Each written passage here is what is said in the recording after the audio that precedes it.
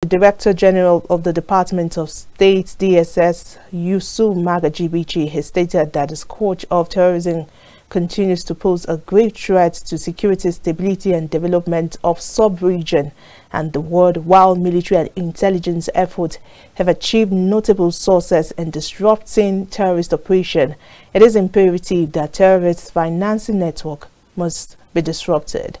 The director of DSS disclosed this yesterday in Abuja at the opening of Train the Trainer Capacity Building Workshop on Country the Financing of Terrorism. Romali Kiduro has more. The director of DSS, who was represented by Bola Tito Shaw Olufe, director of training and staff development of the DSS, noted that countering the financing of terrorism is a collective responsibility that demands international cooperation and collaboration. It's imperative that terrorist financing network must be disrupted. Depriving these groups of the funds that fuel their activities is crucial to undermining their capabilities and ultimately defeating them. Terrorist organizations rely heavily on a steady flow of funds to sustain their operations, including recruitment, training, procurement of weapons and explosives, and execution of attacks. By targeting their financial lifelines, we can strike at the very heart of these groups, limiting their reach and hampering their ability to carry out acts of violence.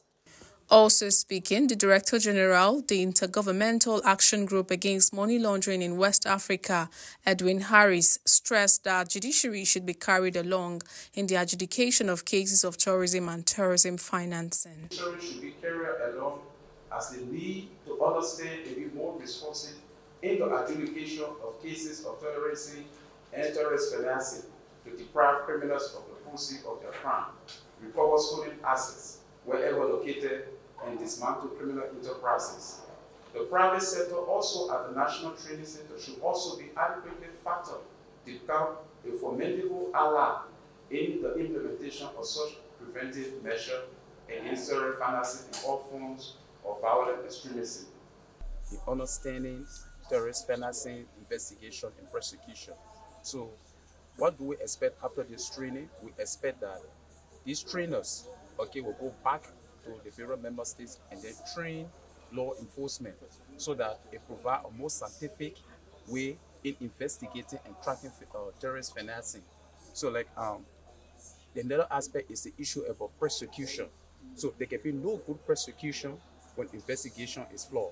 In his remark, Ambassador Musa Nuhu, Nigeria's permanent representative to ECOWAS and representative of the commandants of the National Defense College, Adam Hamed, called for a collective effort in tackling terrorism financing in West Africa.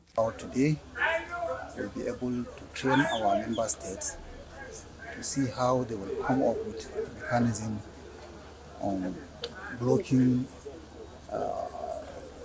the sources of funding for the terrorists. But what is even more important is the training is structured to be train the trainers, whereby the participants here today from the member state are expected to go back home and also train others. So by that, we'll still have a positive multiplier effect. Increasingly, fighting terrorism is moving away from kinetic. Kinetism is always very easy to put the soldiers on, but it has shown that since 2009, appropriately, there has been a lot of kinetic attribution to fighting terrorism and insurgencies. But increasingly, it's become obvious that there are other ways, complementary ways that can be able to arrest the extremism of the terrorists and the insurgencies. However, understanding the concept of terrorist financing and the risk it poses remains a major challenge for competent authorities.